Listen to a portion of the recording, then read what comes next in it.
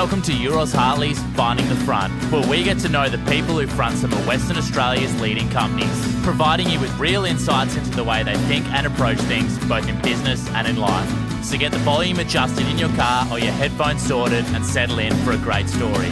Here's your host, Tim Banfield. Hey everyone, and welcome to another big episode of Euros Hartley's Finding the Front. Thanks a lot for tuning in. Our tagline at Euros Hartley's is built on relationships and connected by our people. Something we pride ourselves in and have done over many, many years of assisting clients across private wealth, corporate finance and institutional sales. If you'd like to learn more about the services we provide, please visit our website at www.euroshartleys.com. Euros Hartley's is also a proudly Western Australian company. And with this in mind, our special guest for this episode is one of Western Australia's most recognised founders, leaders, successful businessmen and entrepreneurs, John Rothwell AO, the founder of Austal, stock code ASB. Austal is Australia's global shipbuilder, defence prime contractor and maritime technology partner of choice. From landing in WA with his family from the Netherlands and not speaking a word of English, to leaving school at 15 to make money, John built a career out of his love of building things. Apart from furniture to furnish their house growing up, John built his first boat at the age of 13 and put a motorcycle engine in it to propel it along. Then built a couple of sailing boats, which ultimately created an opportunity for John to start what turned out to be a successful business building aluminium trailer boats for outdoor enthusiasts. Austal was founded by John and a very small team in 1988. The growth catapulted from there, with Austal listing on the ASX in 1998. The business now has a market capitalisation of over $2 billion, employing some 5,000 people, and has designed and constructed over 350 vessels for over 121 commercial and defence operators in 59 countries worldwide. John's success in building Austal into a global shipbuilding success story is one of Australia's great journeys. So without further ado, it gives me a massive pleasure to introduce to Euros Hartley's Finding the Front, the founder of Austal and all-round great guy, John Rothwell AO. Hi John, and welcome to Euros Hartley's Finding the Front. It really is a privilege to have you on the show, and as one of Australia's leading founders, leaders and successful businessmen and entrepreneurs, really, I mean, your success in building Austal into a global shipbuilding success story is one of Australia's great journeys. So look, thank you very much for taking the time out to join us. And thank you for inviting me. It's a fun subject for me and it's been a great journey. So I look forward to talking about it. Well, part of Finding the Front, the podcast that we do, is learning a bit about your background and upbringing so that we can learn how that upbringing shaped you and the way you've succeeded over time. My research noted that you were actually born in the Netherlands. That's correct. I was born in last year of the World War II in 1944 and was in a family that finally grew to 6 children plus the parents, so a family of 8. And my mother and father obviously decided that Australia was a better place for the future of the children, and we migrated to Australia in 1954. So you came out when you were around 10? I was. Yeah, that's quite a big family you've got, John. It was more common to have large families back in those days. Yeah. I guess today that would be considered huge, but yes, it was a large family, and I always enjoyed having siblings around me, quite frankly. Would have been a lot of fun. Absolutely. Tell me, what did your mum and your dad do? So my mother was clearly a homekeeper for 6 children. She was flat out. Absolutely. Yeah. My father was just a labouring guy. So in the Netherlands, he drove a truck from the local village where we lived to Amsterdam just as a delivery service. When he came to Australia, he did a range of labouring type jobs, but just to keep the family alive. But interestingly, of course, 3 of my siblings were of a working age, so they all contributed towards our family's operating costs in Australia during those early years. And what did they do? Just other odd jobs, or were they in any profession? Yeah, so one of my sisters was a nurse. My brother worked in the building industry, and frankly, I can't recall what the eldest one did, but all fairly hands-on type people. Yeah, I understand you moved into WA, but whereabouts were you in WA? Because I know you ended up heading towards the coast. Right. Well, the name of the place is Oakford, and West Australians would be the only ones that might know where that is, but it's west of Byford, which is not a big place either. But it was a tiny little school that I went to.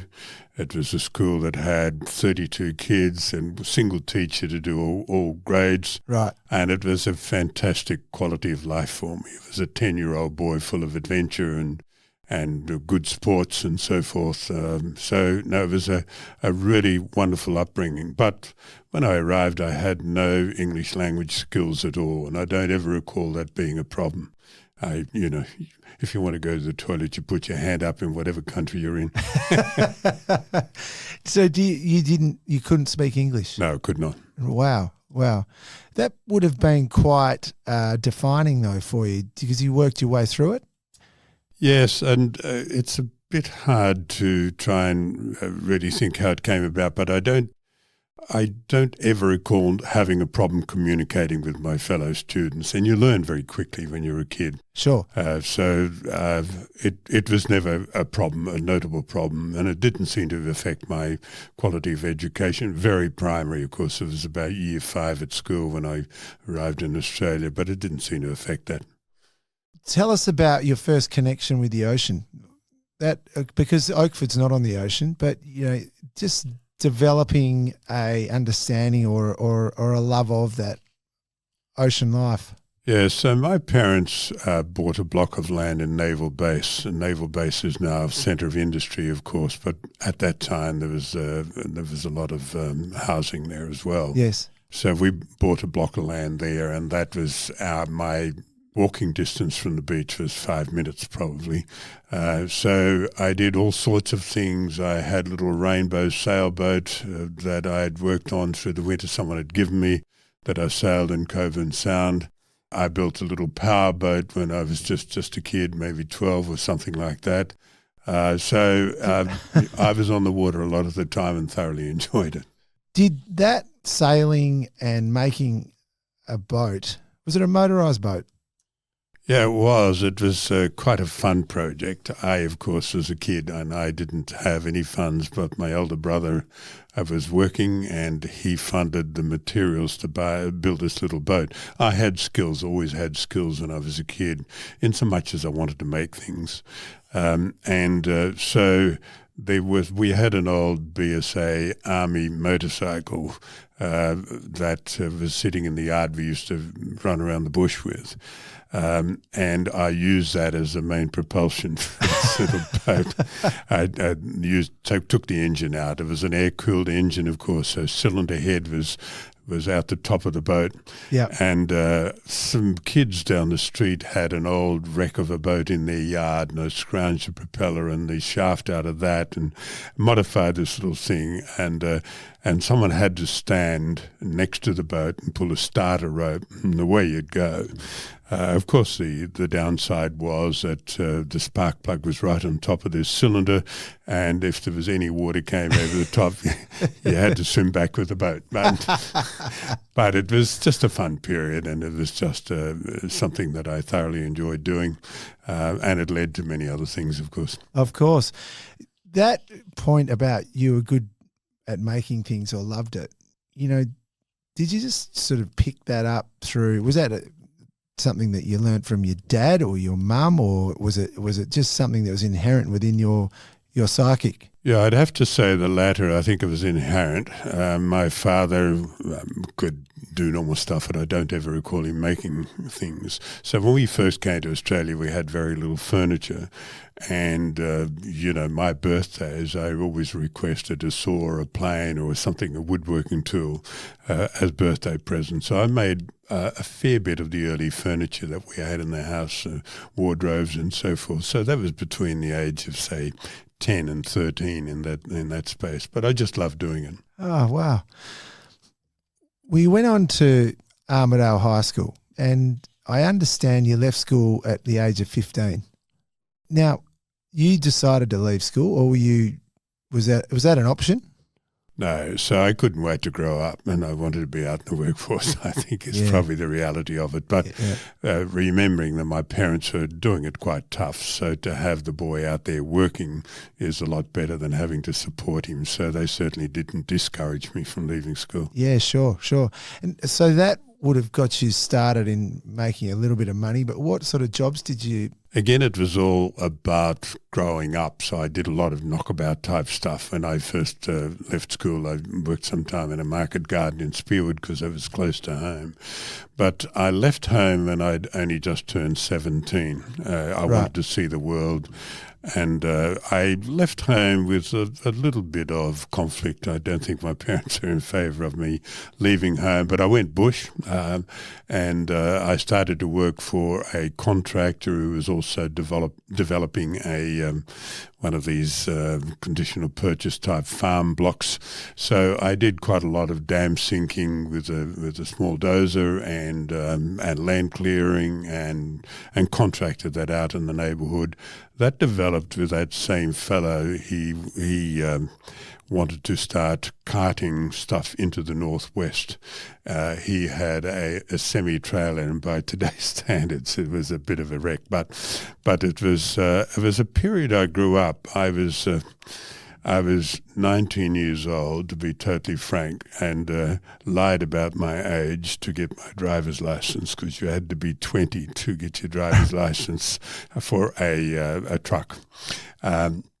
But then when I was 20, so genuinely 20, I started to drive this semi-trailer initially into the Ord River scheme, into Kununurra, carrying concrete pipes. Right. And then CIG gases into Rovan and Port Hedland and so forth. But it was an interesting period where dirt road started a short distance out of Carnarvon, and it was dirt the whole way up.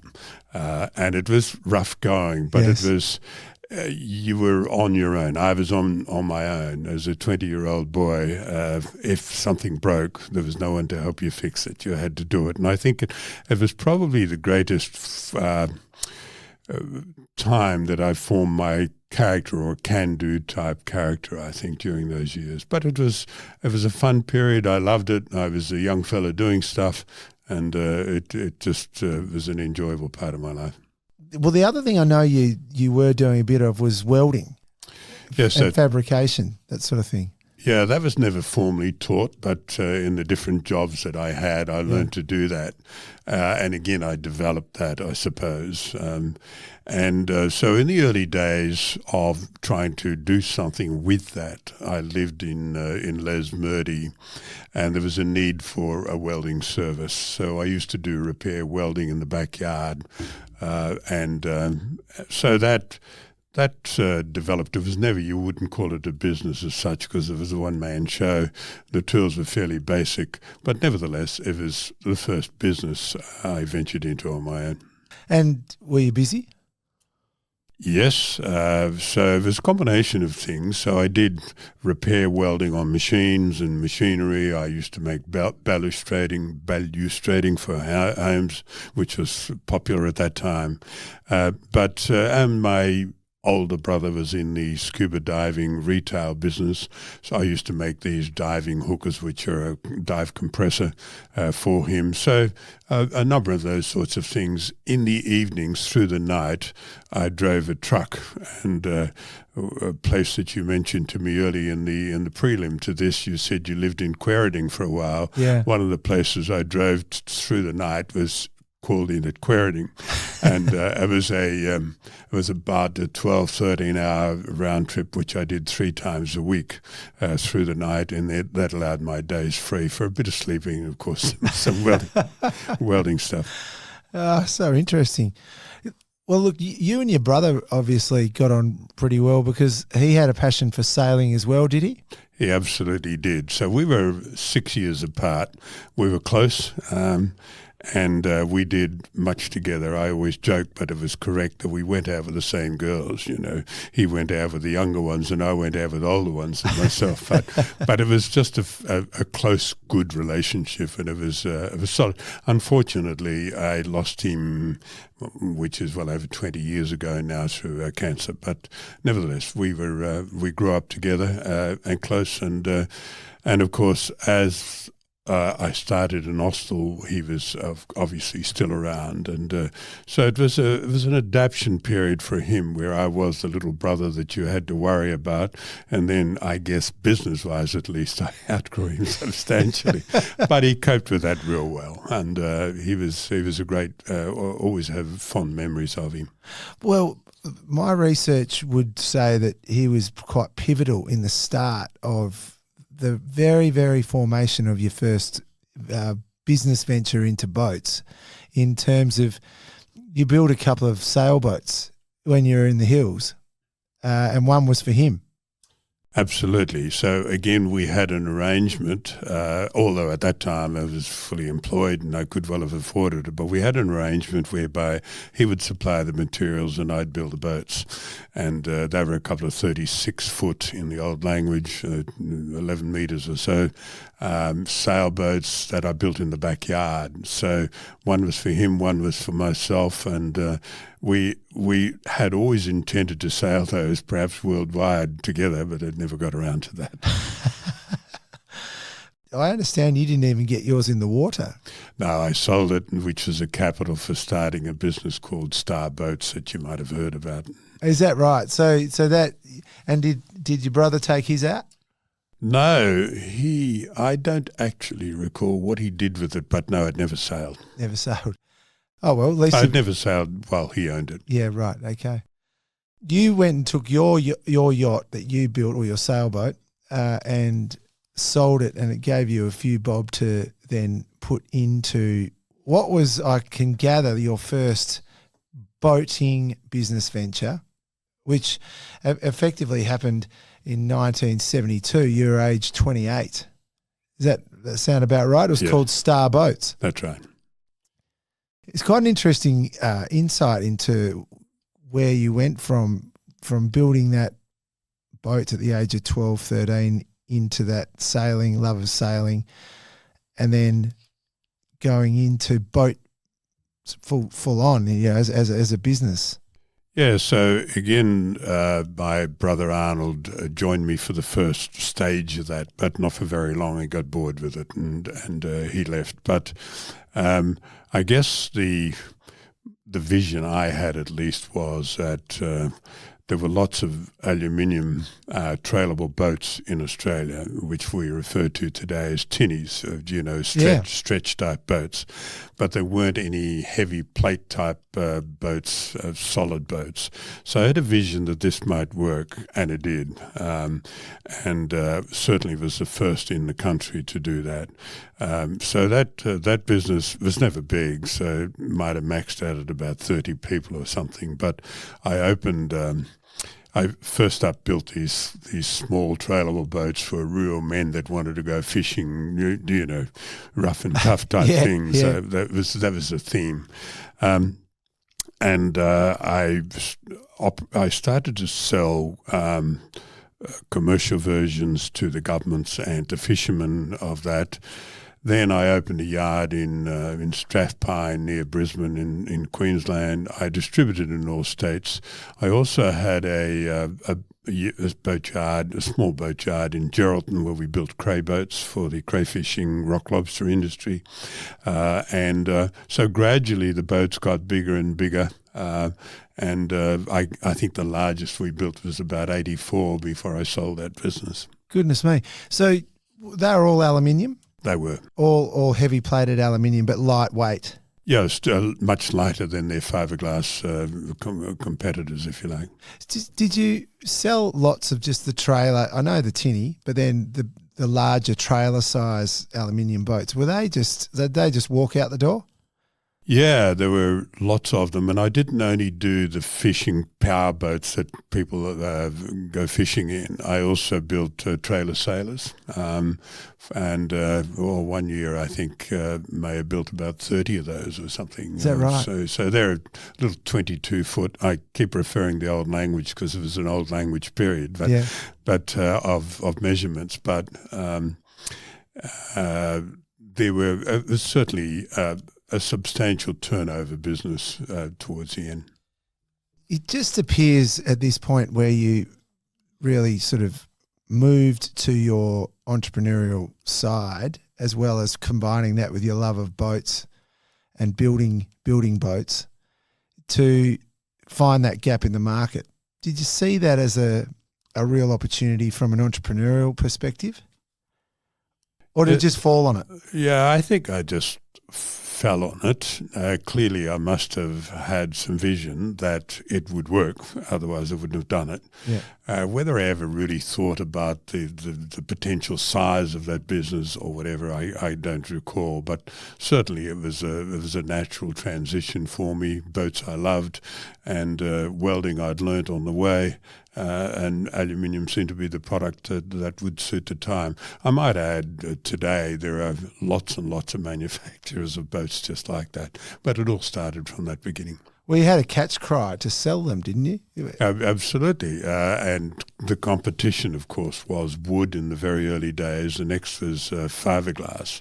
So the catch cry was buy a starboat, it doesn't rust, rot, waterlog or warp. So it was just our PR guy. I had a PR guy that worked for us at the time. He made that up, I think, but it worked really well. Yeah. I bet you rolled it out a few times. On a daily basis, I reckon.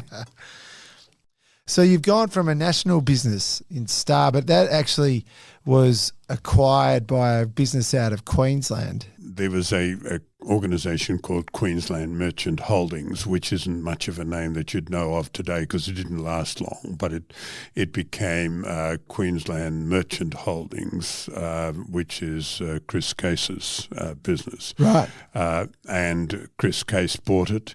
He wanted to be in the boat business, and he bought 3 boat businesses in Western Australia, and I was one of those. So I then had I had an obligation to work for him as part of the sales contract. I had to work for him for 2.5 years, but what I didn't have was a restrictive covenant, so I could, at the end of that period, I could go out and do what I wanted to. So there was no non-compete in it? That's right. Right, okay. Tell me, was that a good deal? Did you do okay out of it? Oh, absolutely. At the time, a small amount of money seemed like a lot, but yeah, I was totally comfortable with it. The other thing is that when you're in very small startup business like I was, it was full on, so you're thinking about it at night time, working long hours during the day. I was quite tired, and it was time for rest, and that service of 2.5 years, I call it penance for having sold, but that worked well towards that. I learnt a bit more about a broader sense of business and something about international business. Just expand a little bit on that, because I know that part of the role within there, because they had wanted to keep you on, was to go out and look at opportunities in the international sense. But there was quite a period of time where you learnt a lot about the market and what was available. Yeah, and I think, and clearly at that time I was international marketing and sales manager, but I'd learned quite a lot, as you've said, about the market and where to go looking. And I think the biggest thing that came out of that was opportunities in China. So when I formed Austal with ex-employees, we might get back to that, but I was aware that there was an opportunity in China for high-speed ferries. That I'd learnt during my days as a Quintex employee. I was also very much of the belief that the SCACE Quintex group would founder, and that the opportunity would be solely ours if we worked it. So China ended up being a particularly good market for us. You finished up with Quintex, and then when did you decide that Austal was the way forward and to bring together the team to form it, which was, as we say, 1988. So, that's when it all kicked off, the very start. What got you sort of thinking about Austal at that point? I guess it was the experience of, first up, I wanted to do much more than what we'd done in the past. I was certainly aware that a market existed for high-speed ferries, and China wasn't the only one for that. So, of course, I guess I had a desire to do well and to be a little entrepreneurial, I guess. So I had 3 young employees at age range from 23 to 28 that had worked for me or with me over the period of time, and I invited them to my house on a Saturday or a Sunday afternoon when I lived in Naval Base or in Coogee. I said, look, guys, this is what I think we could be doing, and you're all invited to come and join me if you want to. That got their enthusiasm up. And the people I selected, one was a young naval architect that had worked for me from the age of about 18, and 2 of them were boat shipbuilders, if you like. Right. All very good, salt-of-the-earth type, no-nonsense guys that I knew I could partner with. So I invited them to come in, and they did that. And those 3 were absolutely part of the very early successes of Austal. Gee, and that's when it started. How much money did you have to put up for that to start with? A laughable amount by today's numbers. So our paid up capital, or if you like, collectively, we put up $200,000. So is that right? It would buy about a fifth of a house today, but nevertheless, it was enough. It wasn't about, and I've said this so often, it isn't about capital so much of the time. It's about determination to do something and finding a way to do it. And money wasn't the way to do it. It was all about what did we need to buy the tools we needed to start building ships. Yes. The original team was 4. Yeah, there was a 5th. He became ill early in the part, so I haven't spoken about him. But effectively, yes, it was 4 that drove it. And what was your thoughts around how you were going to grow it? Did you immediately say, righto, guys, I'm business development, I'm on a plane? Yeah, pretty well that. Yeah. So they were young guys. I was 44, but the eldest of them was 28. So they naturally accepted me as the leader and the way forward. Yes. So we did 2 things. First up, I did get on a plane and start to look for opportunities. In fact, the very first catamaran we built was for an Australian operator in Townsville, Mike Ball Water Sports, a dive operator. Right. That boat's still running around today after all that time. But I convinced I'd heard that Mike was looking for a boat from a competitor in Western Australia. I got on the plane and said, Mike, can you see me tomorrow? And I'll be there, and convinced him that he should be buying that from us rather than where he was going. And we've remained, we're not close friends now, but we've remained on a very friendly basis ever since. Geez, that's good workmanship to be lasting this long. I mean, it's still going. Yeah, that's right. The second boat was a supply ship for Bass Strait for oil and gas industry for Tidewater Port Jackson, which was an American company. But then China followed after that. Well, let's just talk about China. You alluded to China earlier. You developed a relationship up there, and you obviously got some demand for a boat, but it's not an easy just, I'll buy a boat and then you deliver the boat. So it was. There's a story there with the very first boat that we sold there, the first ferry we sold there. So it was a contract that we'd won, which was subject to an Australian soft loan, as they called it then. So the Australian government had agreed to lend money to China to buy this vessel on certain conditions. Right. So I went over and sold that vessel, and I might add, I sold it subject to my Austal providing full bonds for the value of the ship. The first one was worth, I've forgotten the exact number, somewhere between $4 or $5 million US. So we had to provide full guarantees, refund guarantees for that first ship. So challenge number one was, and I'll come back to the subject later, but challenge number one was, how the hell are we going to get that? I wasn't worth anything like that. I wasn't even worth $1 million Aussie dollars. So there was no chance we were going to do that. So I went off looking for that. At that time, the Australian organisation, EFIC, Export Finance and Insurance Corporation, has now been renamed, but it's still around. That was the first port of call. And I said, hey, this is what we want to do. I've got a contract for China, and can you provide these bank guarantees? And they came back with a very stern no. I think you guys are biting off more than you can chew. I then did the St George's Terrace here in this town, called in a couple of people, and got a loud no. I then called into a bank that I don't think is all that prominent, if at all, in Western Australia now, called Standard Chartered.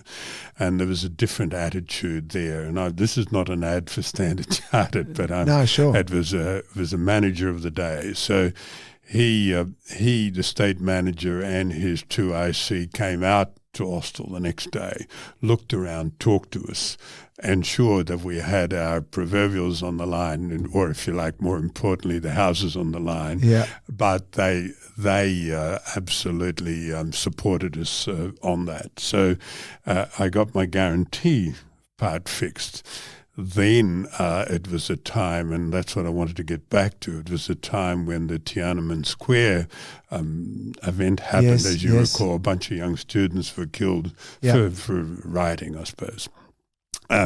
So Australia determined that it was going to pull the soft loan. So I just got my bank guarantee over the line, but the soft loan was no longer available for diplomatic reasons.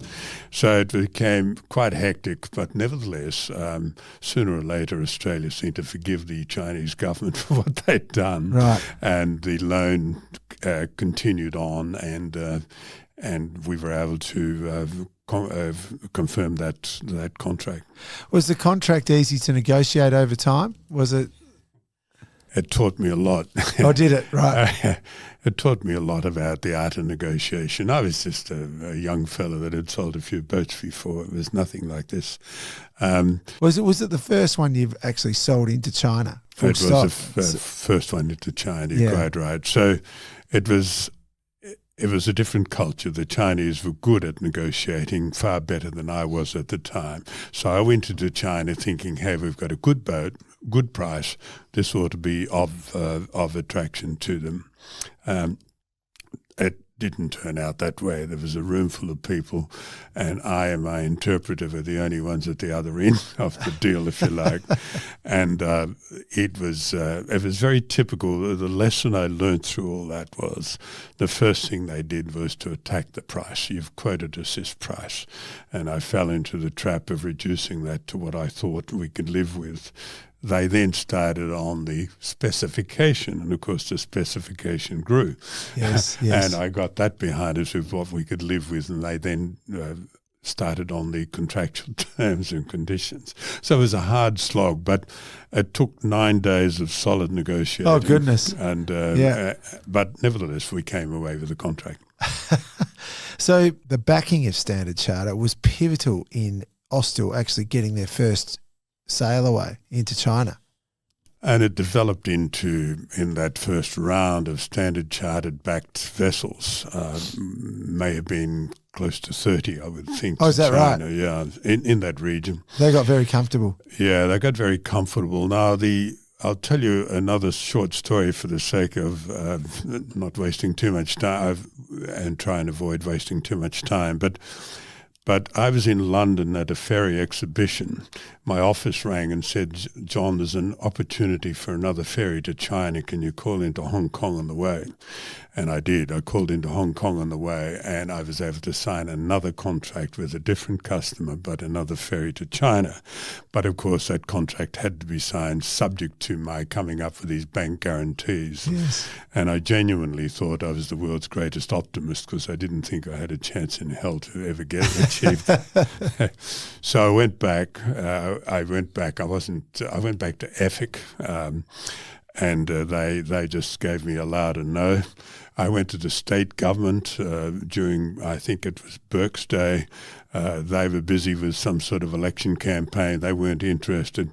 Finally, I went back to Standard Chartered, and I was very much greeted with, well, we're in for one, we may as well be in for another. And so it kept going. But it was absolutely due to Standard Chartered broad vision and that we were able to succeed as we have. Well, I mean, at that point in time, $5 million US was a lot of money. It was, but you see, the others didn't really measure us. They didn't measure the people. They didn't measure what they had to win or gain. They didn't measure the experience. That particular manager at that time, whose name I've forgotten, he did, and took the punt. But today, perhaps his credit departments may not allow that to happen. I'm not sure. It was very astute by him because at 30 boats, it's a significant amount of money. Absolutely, yeah. But of course, one at a time. So, and there was never a bond called on. How many boats do you think you then went on to sell into China? If it was that? Yeah, I haven't added them up, but I would think we'd be somewhere near 50 or something at the moment. All ferries? All ferries, that's right. Yeah. Yes. Yeah. You mentioned China in terms of the start for the geographic expansion. Did you start then moving into other parts of the world from there because of the result that came out of China? Gave you some cash flow, gave you some confidence? Yes, and the other thing, I guess, I should just go back on one point. Very shortly after we started Austal, within 2 years, I sat with my fellow shareholders, investors, and worked up a business plan. We identified where we ought to be, and we did a structured approach to the business plan, structured in so much as we'd go for a weekend down the Margaret River, do business planning until lunchtime and drink wine in the afternoon. But it was nevertheless, we formed a really serious document and we thought about what opportunities existed. Clearly, anyone in business would realise if you're stuck in one market segment and one geographical location, you're at risk. Yes. So I knew I had to be in other places geographically, and that's what we did. We sold a couple of vessels to Japan, certainly. There were some others, Singapore, Malaysia, I think. So that was the geographial diversity. The other one, the product diversity, was my first contract into a paramilitary vessel was for what is now called Coast Guard. It was then called Customs Patrol Boats, and we did 8 of those. Right. And that got us into the paramilitary side. So, but prior to the paramilitary side, you were really just selling 40-metre ferries. Yeah, that's right. There was an occasional, I explained earlier, we but largely it was all about 40-metre size ferries. That's where the bulk was. Right. Okay. I'm just interested when you said your shareholders down in an offsite. So that's you and the 3 guys. They would have loved it. Age between 23 and 28. Yeah, and it was a great opportunity, and let me not downplay their contribution. Whilst I was planning the business and whilst I was doing the selling and so forth and managing the business, they delivered. They delivered the ships. So one of them designed the ships, the early ones, and 2 of them built the ships. So their contribution was huge in those early years. But just coming back to Europe, did that come naturally from word of mouth that you guys were starting to make an impression in the shipbuilding sector? Or did you went into Europe to start to, establish contacts and relationships for ferries, but probably not more on the defence side? Again, a story, but I'll make it short. Yeah. So we had a fellow from the UK came to see us. He'd been building ferries for the cross-channel route, vehicle ferries I'm talking about. Right. And he had built a couple in Tasmania with Incat of Tasmania. He'd fallen out with Incat in Tasmania over something, and he came to see us to see whether we wanted to have that opportunity. And we took that, and we designed our first 80-metre car ferry and signed a contract with him for that vessel, and the option for 3 or 4 more. And again, that didn't work so well. We'd made an error in our speed estimate, and we were about half a knot shy of where we needed to be, which was over a speed of about 40 knots. It wasn't all that much, but it allowed him to screw us for penalties, if you like. Right, okay. It got to a situation whereby he was a bit inclined to bully. He failed to make a couple of progressive payments. And on the second one that he failed to make, I called an end to the contract, which I was legally able to do, because there was no joy left in the contract for us. He was just a real hard ass. It's probably the only word I can think of. And so there was I called an end to the contract. At that time, the naval architect partner that I had, the young bloke, he was a head of sales. He went around the world to find a market for it, and we sold that vessel to Denmark, to Danish Rail, and made a lot more money than we would have done. So it was a good result. That was a good result. Yeah. But that was really our first effort in Europe. After that, Greece happened and a couple of other places. And that just flowed on. I did. Clearly we've moved through Asia and then into Europe from that perspective. But I know that the big holy grail was the USA. And that was a challenge from regulatory reasons. Is that right? It wasn't just a straightforward, we could go and make a contact? No, so first up, we couldn't sell high-speed vehicle ferries or commercial ferries into the United States because of the US Jones Act, which does many things, but it prohibits foreign-built vessels from operating in the US on US routes. So Right. I knew I couldn't sell our ferries there.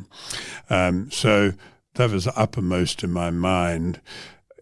Almost at the same time or during that same period, US Navy called and invited me to attend a workshop in Washington, D.C., where they were going to evaluate during that 3-day workshop the opportunity for high-speed vehicle freighters, high-speed ferries, if you like, Yes. to be used by US military. I attended that workshop. It didn't get anywhere too much, in so much as their vision was very broad and unachievable, but I was convinced that sooner or later US military would be buying that type of ship. Yep. So I then determined that we ought to be in the US as a shipbuilder. I then travelled around the US looking for a partner. I thought if we're going to sell to US defence, we ought to be a little bit American. I found a partner in Mobile, Alabama, and that's where we are today, and offered him 30% equity in our new venture. Now, I should say that we were not security cleared. We're a foreign company building warships in the US, so we're not security cleared. Right. General Dynamics approached us and said, you've got the product, we've got the security clearance and the profile in the US, shall we form a joint venture? But they were the prime contractor for those early ships.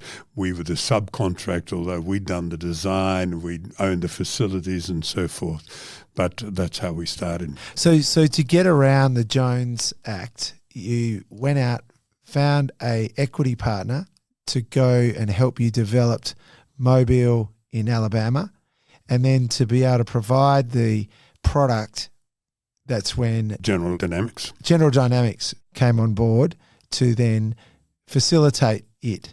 Now, Did that all work well, having the three parties involved? Yes. So first up, the first two ships I built in the United States were high-speed ferries. They were built in the US so they could operate in the US, and they were for Hawaii to do inter-island operations. Right. What it did, it allowed me to build up the workforce, build the facilities, and demonstrate to US military that we could build ships of that size in the United States. So then and again, I think this is an important part, the U.S. Navy had a mishap, more than that, an event in Yemen where a U.S. warship, not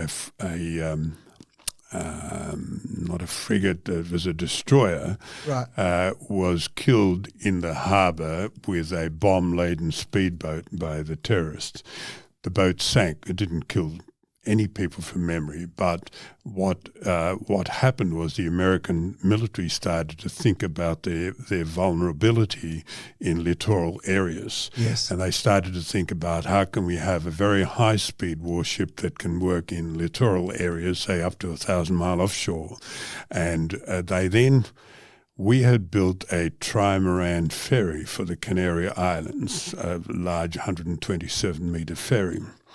The Americans were interested in that and chartered that. They sent a team of evaluators to the Canary Islands to check on that vessel.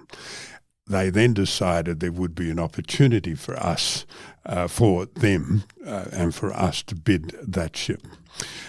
So as a warship, we were then given a contract by US Navy that they paid for us to redesign that ship into a warship. So we had 60 young engineering Australians down here working in a confined space in a secure area for more than 2 years, redesigning that ship as a warship. The trimaran into a warship. That's right, which is what we now call LCS, Littoral Combat Ship. Aha. And they are designed for war zones, in essence. It's a full-blown warship, that's right. Yeah, yeah. I've seen the photos on the website. They look unbelievable. Yes, and we've done a lot of them. We're finishing our 19th of those. Now, let me add to that US story, and you may have been going to get there, but we also build what was initially called JHSV, which is really a high-speed ferry, which was my first vision that the US Navy would want. Yes. And by the time the Navy started to look for those, we had gained our own security clearance, so we didn't need General Dynamics to bid for that. We could bid as a prime contractor. We bid that in our own right, won that in our own right, and we built 15 of those. So altogether we built up to 34 ships for US Navy at this point. By the same token, or going back with the LCS, Navy determined that General Dynamics were adding cost to the ships, but not all that much value because we were building them and we had designed them. Right. So they encouraged General Dynamics to step out, and we became the prime contractor for the LCS as well. And General Dynamics have been ever since our subcontractor to put the arms and systems on the ship. So they actually did you a favour, the Navy, by making it a bit simpler. That's it, absolutely. Yeah. So we're a prime contractor for both of those, other than the first two LCSs, which I think were done as a subcontract to General Dynamics. So at this point, John, how many staff would you have had in Australia and then how many in the US? So we were still much busier with ferries in Australia, and I would have thought that in Fremantle here, I'm guessing somewhat, it's a good while ago, we would have had somewhat north of 1,000 and maybe as many as 1.5. In the US, at the peak of this, building these warships, we would have had over 4,000 people, probably closer to 5,000 people. Goodness me, so it had grown a lot from the four of you. It had somewhat, yeah. And that wasn't really that big a time either. It grew quite quickly. So we started. I bought our land in the United States in 1999. So first ship came out in about 2000. Right. Okay. Well, if we just go back in time a little bit, because that move, the US obviously moved forward really well from what was an ambition, starting out with a challenge through the regulatory requirements of the Jones Act. You overcame it and ended up obviously now still a very important part of Austal. But if you go back, the growth ambitions were there, but the company wanted to be able to fund them. And you took on an investor in 1994, and that was quite a pivotal point in the company's existence because it actually allowed you guys to be able to then grow. Absolutely. So as in most businesses, if you achieve some success, there are always mezzanine type investors or private equity firms, and as you get larger, as ready to take a share, if you like. And I'd had a few calls of those and didn't really entertain that all that much. I thought, we've got a damn banker on our board. We don't need to do that. Nevertheless, I struck up a good relationship with a fellow that was running Australian mezzanine investments. His name's Bill Ferris. I'd met him in China when he was head of Austrade, and he was travelling on one of my ferries in China with his then Minister for Trade. Bill and I hit it off well, and I offered in the end 30% of the company to him, for which he paid $15 million. But it was very much a mezzanine investment. But it was early on the piece, as you've correctly reminded, it was probably about 94. So remembering that the 200,000 had grown to 30% being worth 15 million. So we'd made a fair headway at that stage. Oh, goodness. But Bill added another dimension. Also, we were getting larger. We had to have a bigger picture experienced person on board. Bill was all of that. He's a really good guy. He's a good Australian and remains a close friend today. But he added a dimension that we needed at that time. But of course, as all mezzanine investors do, he stayed for 2 or 3 years, I think, and then exited. Well, as you say, he was a finance professional and he sought to invest with a view to an exit. That, with the growth trajectory of the company, that exit came probably faster than he may have anticipated. I'm not sure, but come December 1998, there was talk to be able to IPO Austal on the stock market. Was that to do with the exit of Bill at that time? Yeah, absolutely. So at that time, the choices I had was Bill wanted to exit. Again, didn't force our hand, but said, look, I'd like to get out. I might add, he stayed on our board for a year or so after that. Yes. But I was left with what are the prospects for going forward. I could have easily, we probably had enough cash to pay him his exit fee, but would have left us cashless again, and with much larger ferries and bigger orders. I was a bit nervous about it. So I got some advice in this town, and I don't think he'd mind me using his name. It was John Poynton, who you would know. Right. I went to see John when he was Poynton and Partners maybe, or something, I don't recall. But I just got some advice as what were the pros and cons of being a listed company, or what should I do about the amount of debt that we would need to go forward. Opted for listing, and that is, of course, what you referred to, which happened in December 98. It must have been an exciting time to think that you'd grown this business from scratch with your 3 other guys to then listing on the Australian stock market.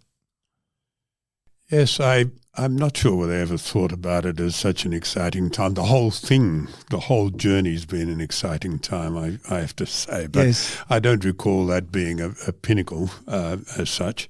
But nevertheless, it was part of the overall vision. And I'm not quite sure whether people like me ever stop having a vision of where it should be. It's interesting. But at that time, it was a stepping stone. So the push into the US started to get a lot more headway. You had the listing happening at the time. You had a large number of employees. How did the contracts start to roll out around the world? Do they just continue to grow with word of mouth?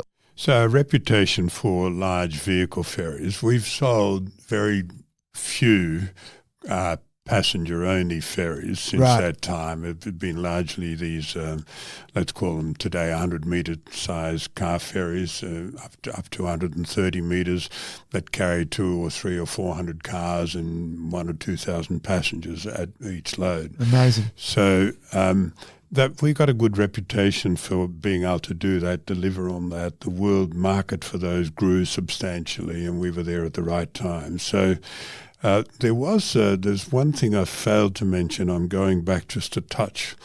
When we had either a failed contract or short of order book, we built one vessel, one catamaran that didn't have a customer, and it might have been a cancelled contract somehow. And we chartered that to the US Marines in Okinawa in Japan. So that was quite an important part for taking a commercial ferry, which the Marines used to carry all the stuff that they carry into the zone of operations or exercise. Yes. And that was also, so it was a transition from commercial to US defense, if you like, was that vessel in Okinawa. Now, I'm not sure whether I've answered your question about the rest of the world, but nevertheless, our ferries had a good reputation. We obviously had an adequate reputation for delivering quality on time and to budget, and it worked well. Yeah, absolutely. Where did you sort of see the drive coming from? Were you setting it up for the US to be the main driver with an eye on defence? Oh, absolutely. Yeah. Yes. So the commercial ferries will come and go. Defence is a far more reliable requirement for ships. So I have no doubt. So the first piece of land we bought in the United States, I bought was around 10 acres or something. That became 100 acres, and we've just acquired another piece. So now we've got about 1 kilometre of shipyards on the Mobile River. It's quite a phenomenal growth. But the Americans helped us. So let me focus on that for a moment. We achieved grants from the state of Alabama, and they were keen to get our business. The governor of Alabama came to see me here in Perth and said, "What can we do to get you there?" Is that right? The city mayor of Mobile, Alabama, rocked up with a deputation of people and said, "What can we do to get you there? We can get you some grants," and so forth. So over the years, we've had grants from the city, from the state, and from the feds to help us help us on our growth path. Now, you may get to that, but I'll just preempt it that the most recent one, the second last one we got, was $50 million US from the US Navy, who wanted us to have shipbuilding capability. They gave us $50 million US towards all our equipment on a matching basis. So we had to put in 50, but it was phenomenal. Yes. More recently, and again, I might be ahead of myself, but we've achieved $450 million US to build a submarine manufacturing base, not for whole submarines, for modules for submarines. Right. And so the Americans have helped us the whole way, and I could see that was going to happen, which is something that doesn't happen in Australia. The Americans have been, first up, they identified us as having a product that they may need. and which was a trimaran. They then, of course, paid for that ship to be designed and all our running costs associated with that. Not a lot of profit, I don't think, but to make that into a warship. So they were very good at identifying opportunities, obviously global, that we were outside of their country, and developing that into something that was of use to them. Oh, it's interesting where you're going to go with submarines and aluminium versus steel ships. Is it just the US that are looking for the steel, or do you think that could be a broader offering? No, so it's definitely a broader offering. So I didn't start in steel because of this, we wouldn't have had a differentiator. We had to have something that was different and faster and, if you like, sexier than what was being built around the world. Yes. Nevertheless, the market for conventional steel ships is much bigger.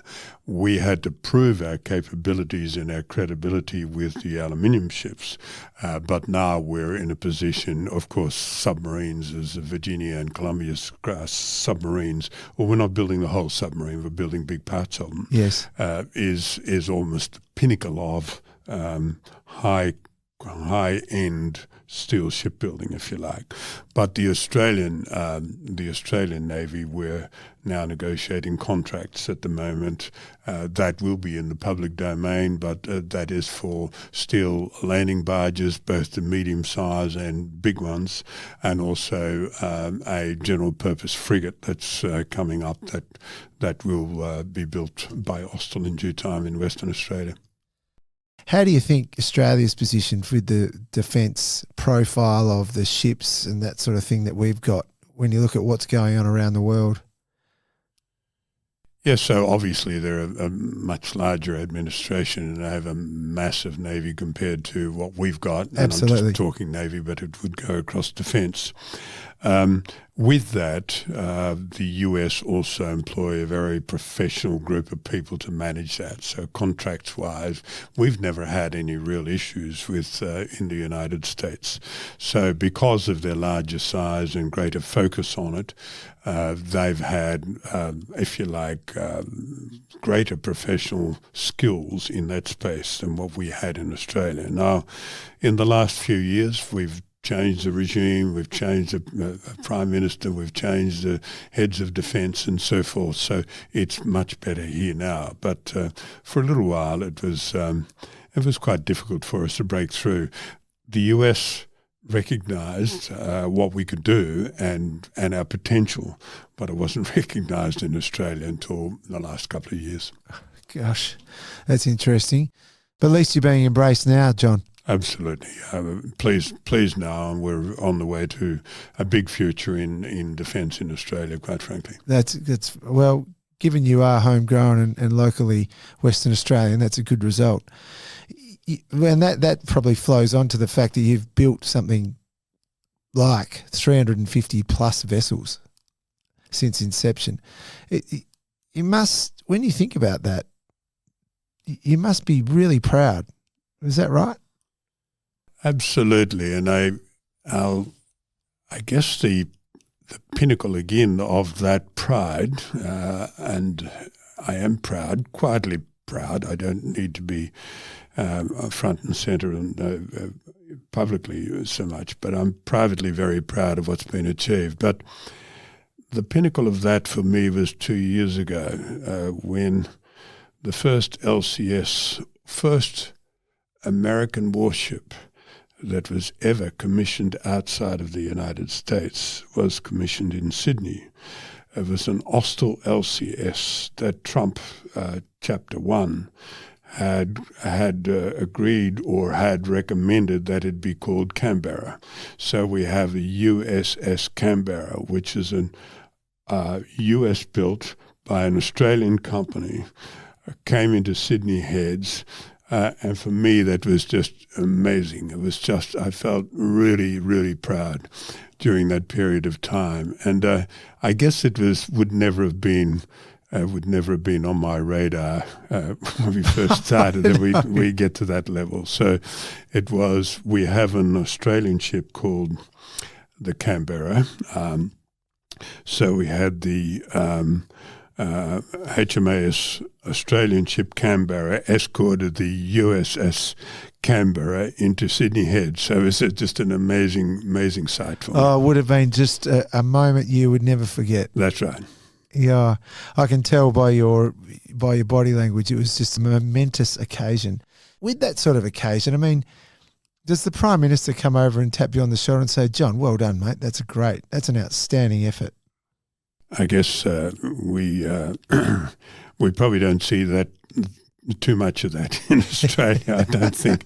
It used to be so. So years ago when I started, it was sometime after that probably that John Howard was the Prime Minister, and he was very good by tapping us on the shoulder.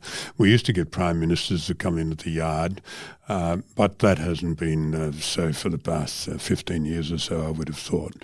But never mind. It doesn't matter very much, and perhaps they've got a busy schedule, so long as the people in defence that really matter to us are close to us and believe in us. From the majority of Australia, for you to be in that position, to have that US ship come in as US Canberra, I mean, outstanding.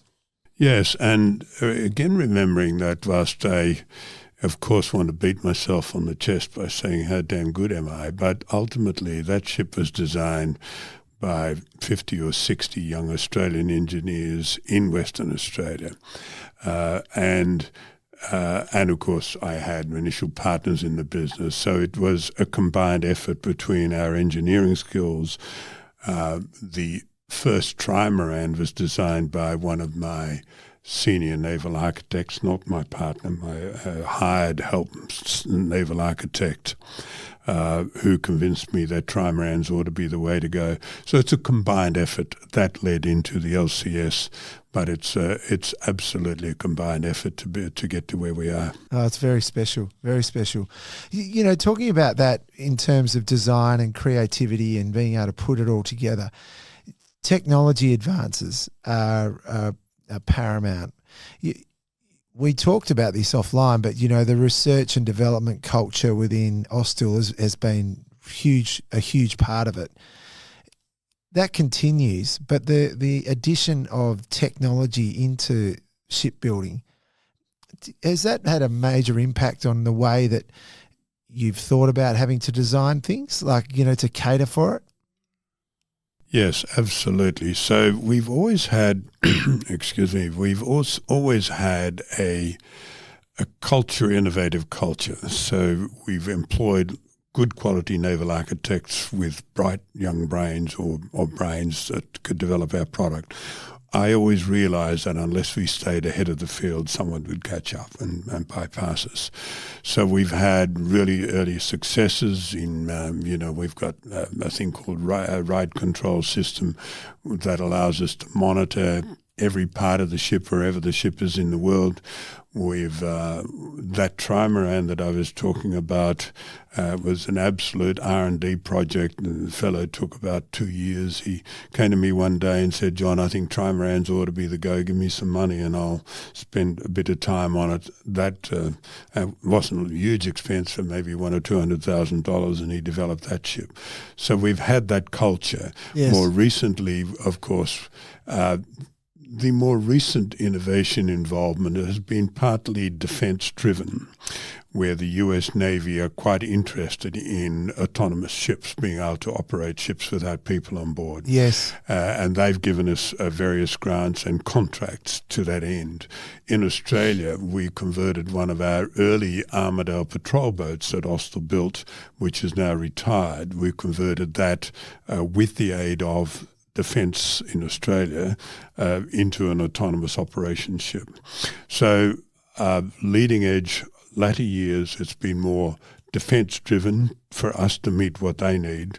In early years, it was for us to stay out of the pack. Yes.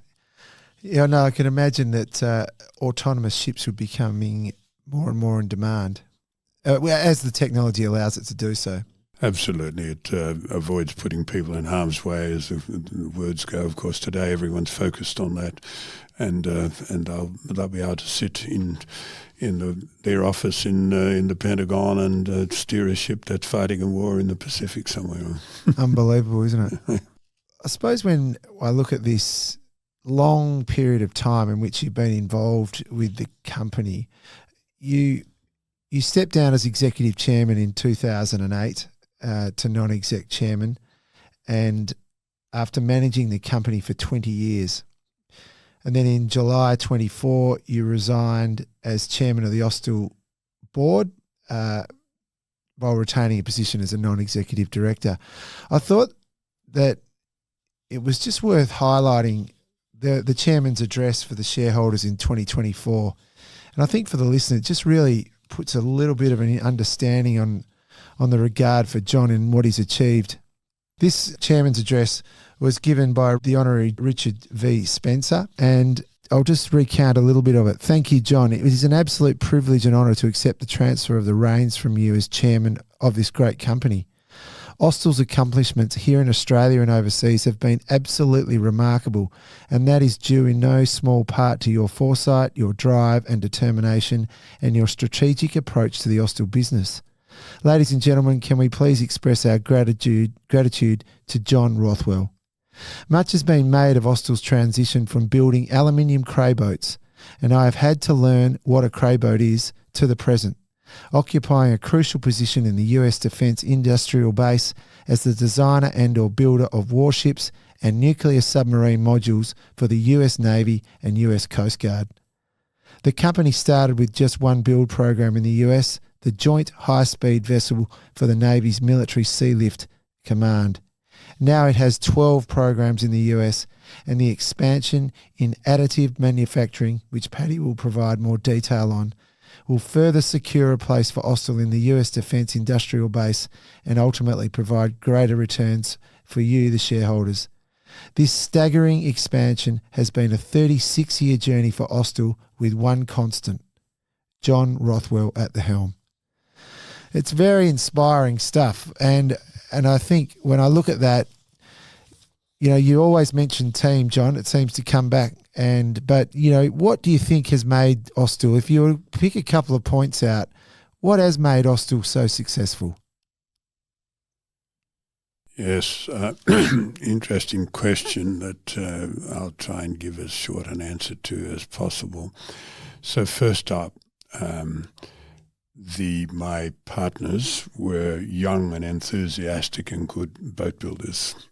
Nevertheless, someone had to pull that together, and I did that, and I would have initiated the original business planning. So first up, we had good vision, collective, or if you like, united vision of where we wanted to be, and I didn't run that as an autocrat. I absolutely got their input. Yes.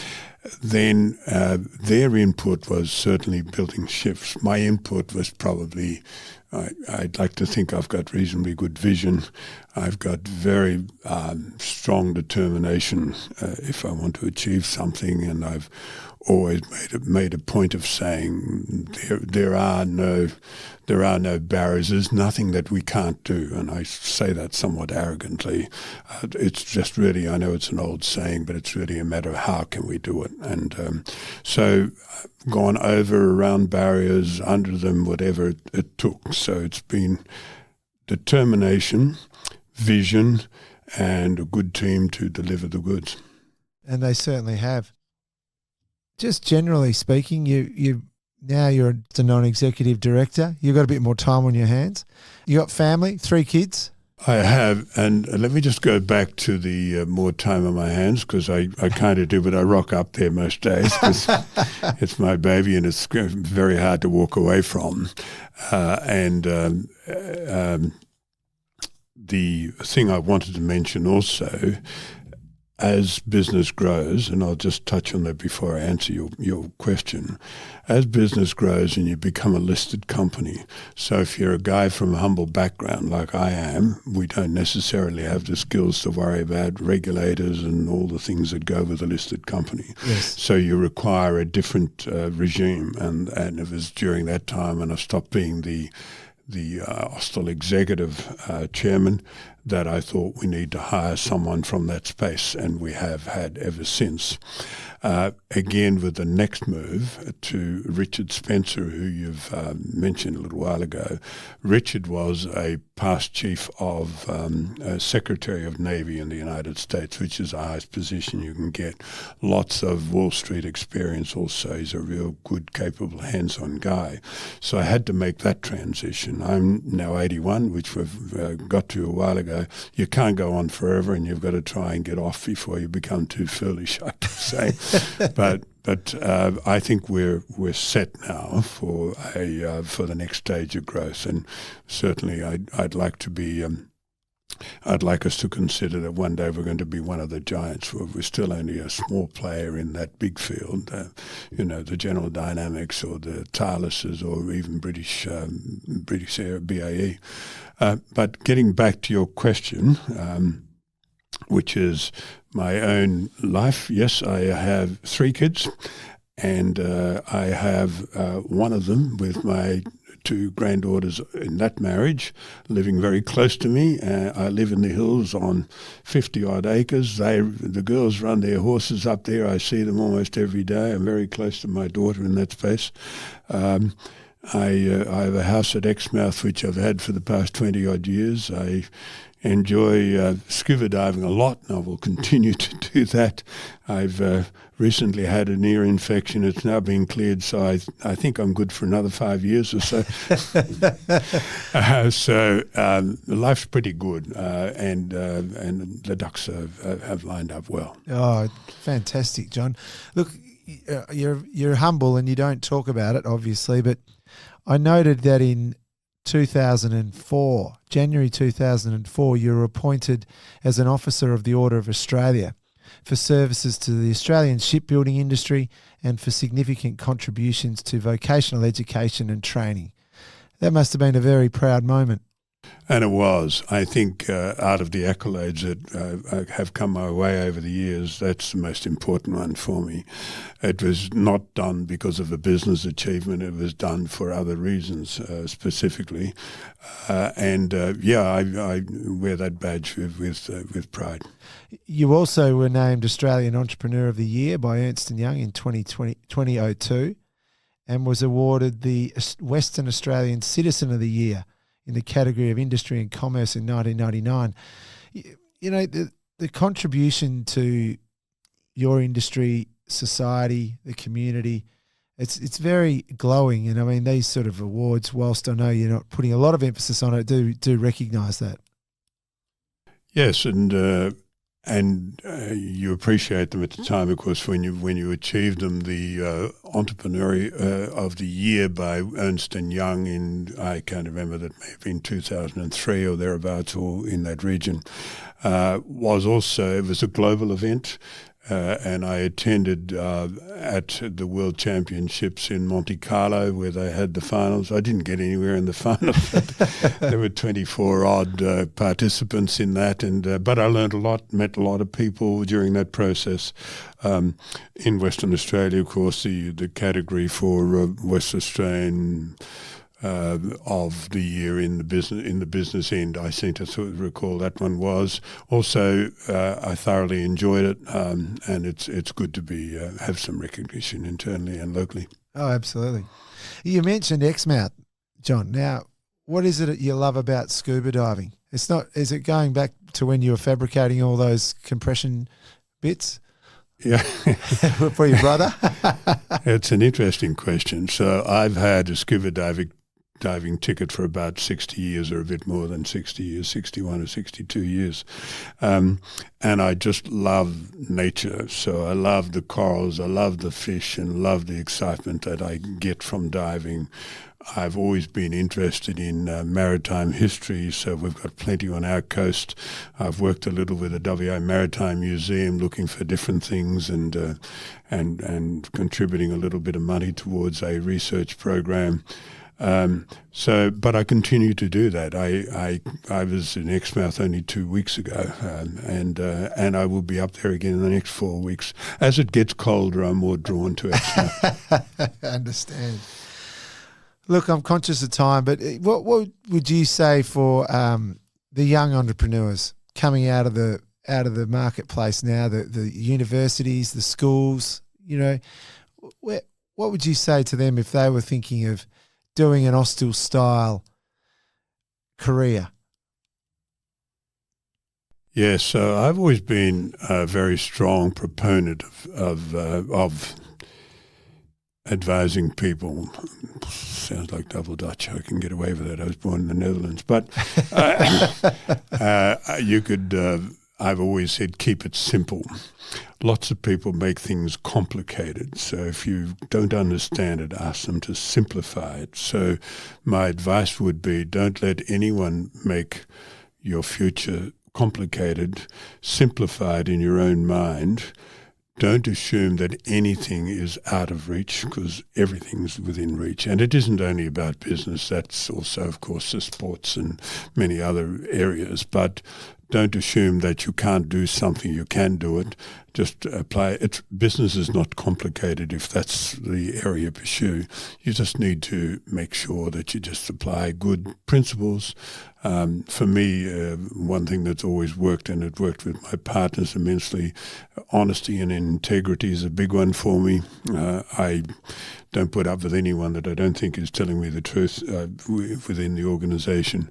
The world's your oyster, but you've just got to take it. Great advice. Well, what a story it's been, John. Leaving school at 15, building aluminium trailer boats for the Australian outdoor enthusiasts, to constructing commercial and massive military vessels. They are amazing in design. They have a presence. And you do that both Australia and globally, with a huge presence in the US, which you went through, which is just amazing how you got there. But all the while building an iconic global leading company in Austal, which we can all say is proudly Australian. And having the USS Canberra come in is obviously an illustration of that. So look, I just want to say thanks for taking the time out to join us, and congratulations on an amazing effort with Austal. It is simply a story that will be told over and over again. And on behalf of all of us at Euros Hartleys, thanks for being on Finding the Front. It's been an awesome chat. Thank you for inviting me to participate in the podcast. It's good to have you on, John. Thanks again. Thank you. Thanks for listening to Euros Hartleys Finding the Front. This podcast is for general information purposes only. Please check out euroshartleys.com for more information. Euros Hartleys holds Australian Financial Services Licence 230052.